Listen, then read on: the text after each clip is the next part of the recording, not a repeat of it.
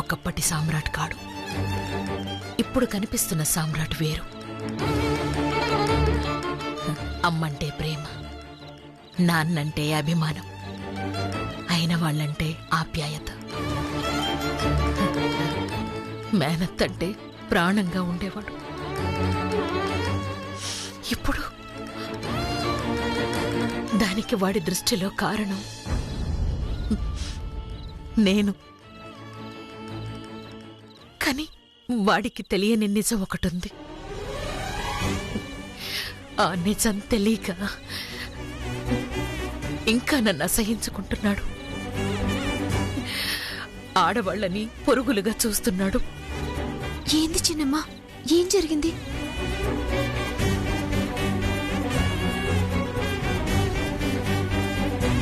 సామ్రాట్కి అప్పుడు 6 ఏళ్లనుకుంటా. ఎప్పుడో నా కొంగు పట్టుకుని తిరిగేవాడు.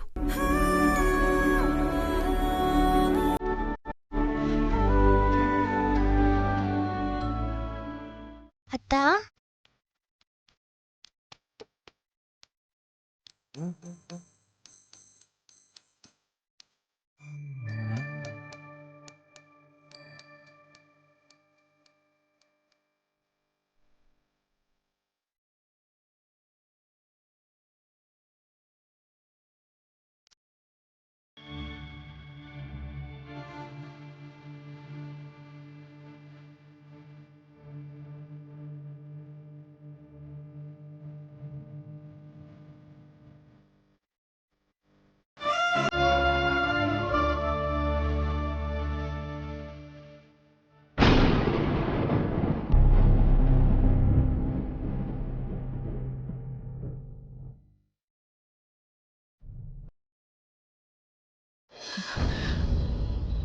ఆ రోజు నాతో పాటే వస్తానని గొడవ. నన్ను విడిచి ఉండలేని పరిస్థితి వాడిది. నా వెంట తీసుకెళ్లలేని స్థితి నాది. నేను తినిపిస్తే తప్ప అన్నం తినేవాడు కాదు శ్రీవల్లి.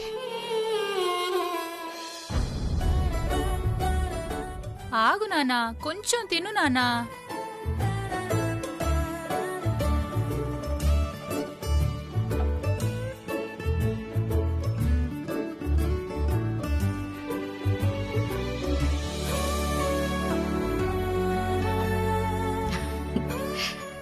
ఏంటి నాన్నా? సామ్రాట్ కొంచెం తిను నానా, కొంచెం తిను. నాకొద్దు. అత్తే తినిపిస్తేనే తింటాను.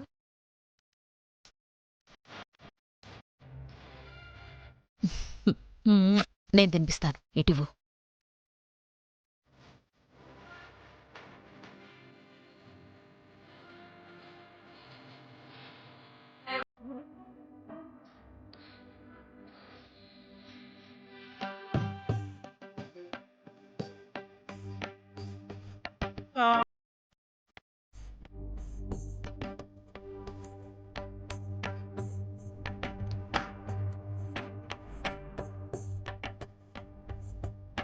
వాడి ఆట నాతోనే, వాడి నిద్ర నాతోనే.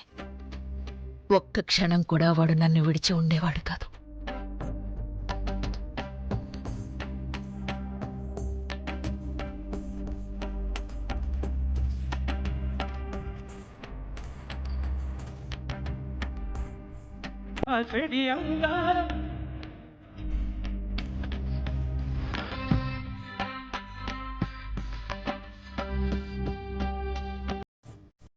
అత్తా, అత్తా, అత్తా, అత్తా, అత్తా.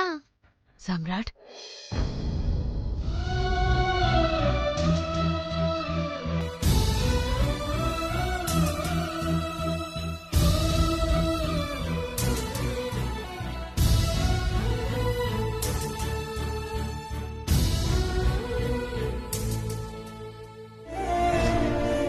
చిన్నమ్మా, మీతో గంత బంధం పెనివేసుకున్న ఆయన, మీరు తినిపిస్తే గాని ఆయన తినలేనాయన. ఇప్పుడు ఎందుకంత ద్వేషం చూపిస్తుండ్రు? ఎందుకు గంత మారిపోయారు? వాడి ప్రేమ ఆకాశం, వాడి సహనం భూగోళం. వాడు ఎదుటి వాళ్ల మీద చూపించే గౌరవం అసామాన్యం. వాడి అభిమానం కొలవలేం. అయినా వాడి ఇలా మారడానికి కారణం నేనేనేమో.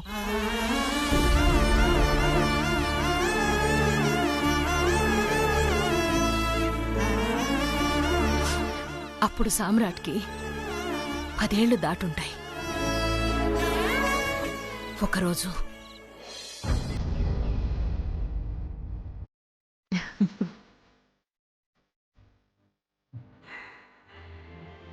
తల్లి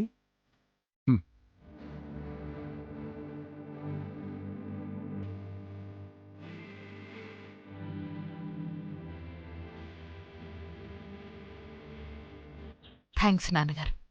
అన్నయ్య, thank you so much. Congratulation అత్త. Thank you so much.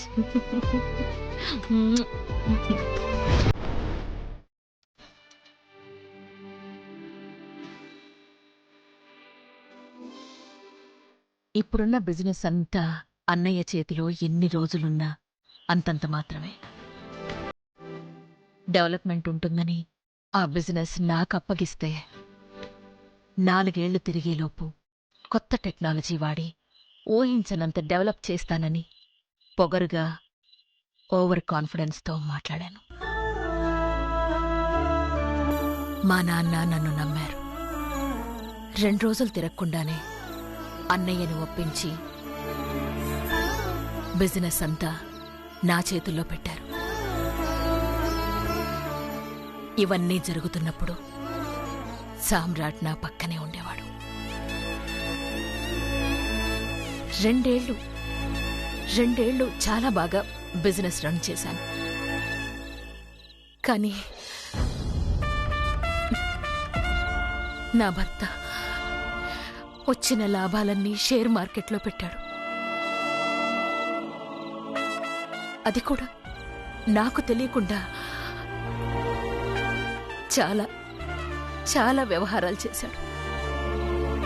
6 ఏళ్లలో బిజినెస్ అంతా పడిపోయింది.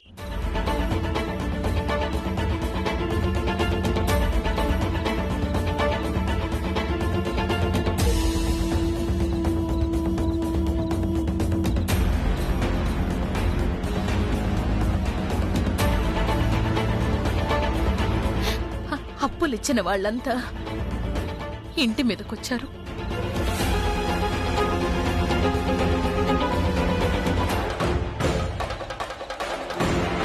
ఉన్న చిన్న చిన్న ఆస్తులు కూడా అమ్మి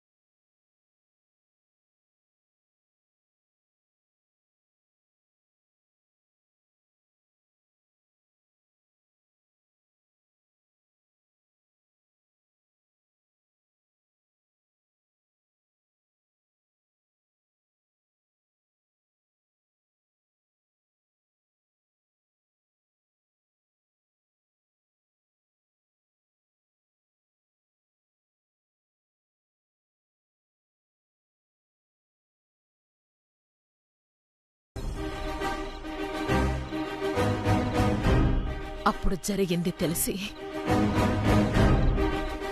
నేనే దీనంతటికీ కారణమనుకున్నాడు. మా నాన్న అన్నయ్య కలిసి ఆడదాని చేతుల్లో వ్యాపారం పెట్టారని, నేను వాళ్ళని మోసం చేశానని వాడు బలంగా నమ్మాడు.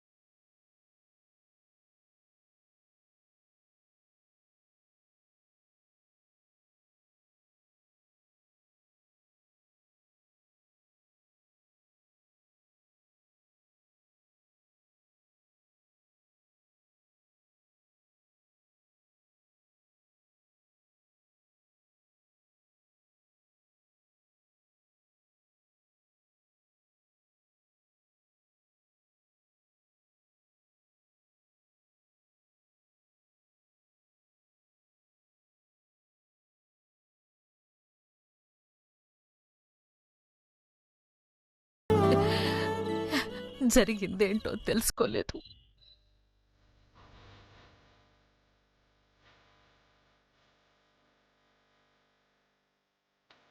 చిన్నమ్మ, అయినా అమ్మ, భార్య, వదిన అని తేడా లేకుండా ఆడోళ్ళని అర్థం చేసుకోకపోతే కారణం అర్థం కాలేదు.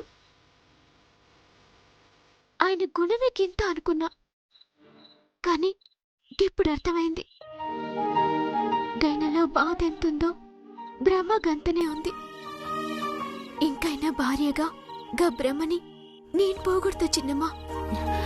వద్దమ్మా, ఇవేవి వాడికి చెప్పొద్దు. చెప్పా, నేనేం చెప్పా?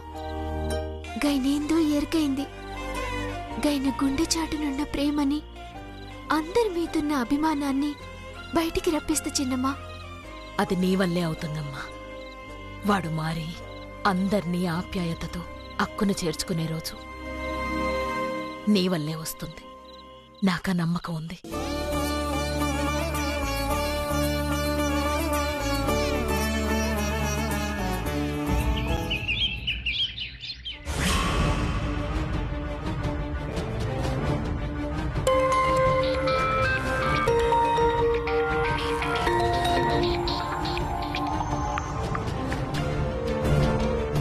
పంతులు గారు చెప్పండి. అమ్మా మీనాక్షమ్మా, అబ్బాయి వాళ్ళతో మాట్లాడానమ్మా. ఏమన్నారు? అనుకున్న ముహూర్తానికే నిశ్చితార్థం పెట్టుకోమన్నారు. వాళ్ళ దయ. కానీ అమ్మా, బంగారం మాత్రం నిశ్చితార్థం రోజే కావాలంటున్నారు. బంగారం చేతిలో పెట్టాకే కార్యక్రమం అని కరాఖండిగా చెప్పారమ్మా. అబ్బాయి తల్లి తండ్రి డబ్బు మనుషులమ్మా. తల్లిదండ్రుల లాంటి వారైనా అబ్బాయి గుణవంతుడు కదా పంతులు గారు.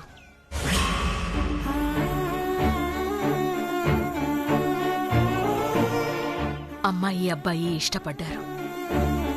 ఇప్పుడు లాంఛనాల కోసమో, రేపు నిశ్చితార్థంలో వాళ్లన్నా బంగారం కోసమో సంబంధాన్ని తెంచుకోలేం కదా.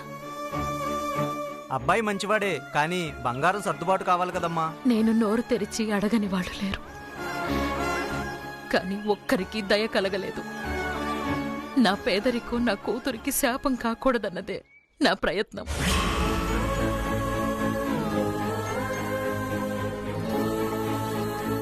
పంతులు గారు, నిశ్చితార్థం నాటికి నా తల తాకట్టు పెట్టైనా ఆ బంగారం ఏర్పాటు చేస్తాను. మీ మాట పోనివ్వను. మంచిదమ్మా, ఉంటాను.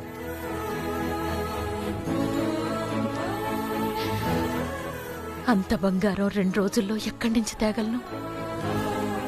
వెంటనే ఊరెళ్ళిపోవాలి. అంటే ముందు వదినకి గాజులు తొడగాలి. ఈ బాధ, ఈ కన్నీళ్లు ఎవరికి కనిపించకూడదు.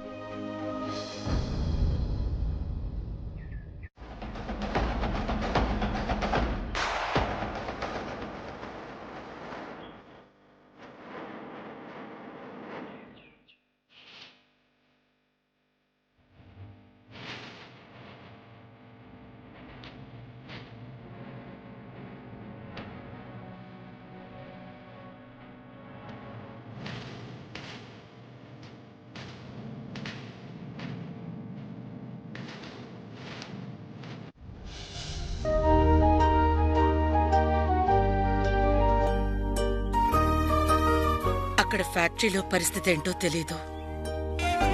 ఇప్పుడు ఇలా గాజులు వేయించుకోవటం, వాడికి ఇంకా కోపం తెప్పించటం. ఇన్ని మాటలు పడ్డదాన్ని, పడుతున్నదాన్ని. నా మేనల్లుడితో ఇంకో మాట పడ్డాం. నాకేం కష్టం కాదొదినా.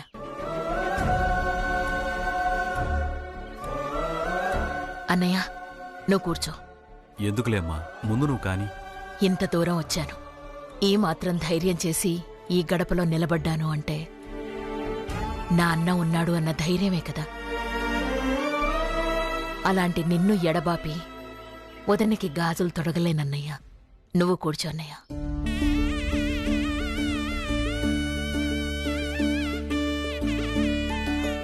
చిన్నమ్మ, వదిన మరదల్ల గాజులంటే ఎంతో శుభకరమైనవి. అటువంటి గాజుల్ని బాధతో తొడగొద్దు, భయంతో బొట్టు పెట్టొద్దు. అన్నింటికీ ఆ దేవుడే ఉన్నాడు.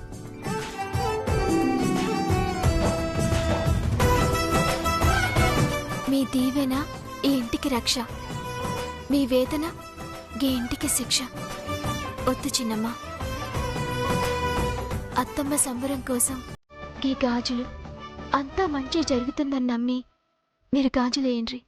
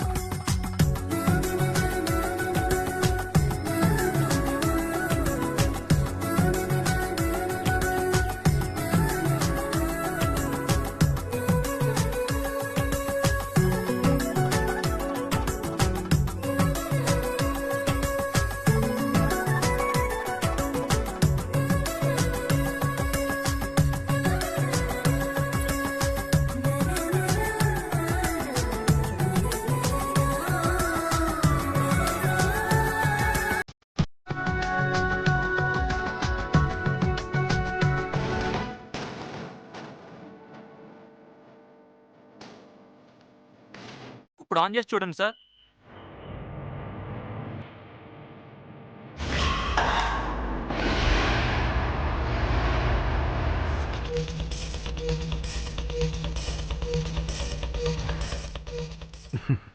Thank you sir. It's okay.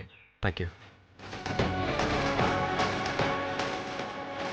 సామ్రాట్కి phone చేద్దాం. మీరు డయల్ చేసిన నంబరు స్విచ్ ఆఫ్ చేయబడినది. ఫోన్ స్విచ్ ఆఫ్ అని వస్తుంది.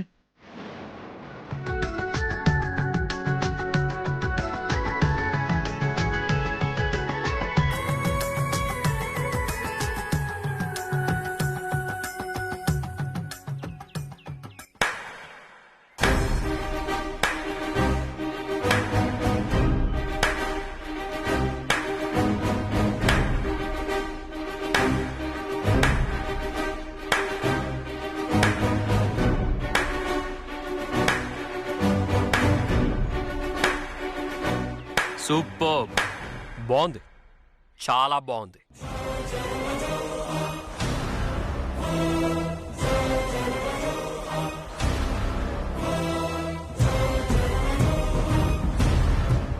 రోమ్ నగరం తగలబడిపోతుంటే చక్రవర్తి ఫిడేల్ వాయిస్తూ కూర్చున్నాడంటే ఏమో అనుకున్నాను, కానీ మిమ్మల్ని చూశాక అది నిజమనిపిస్తుంది. సామ్రాట్, మిషన్ బాగైందా? పని మొదలైందా? అమ్మ చేతికి 1/2 డజన్ గాజులు, అయ్యగారికి 1/2 మీటర్ టవలు సరిపోతుంది కదా. ఫ్యాక్టరీ తగలబడిపోతే మీకెందుకు, మెషిన్లు ఆగిపోతే మీకెందుకు?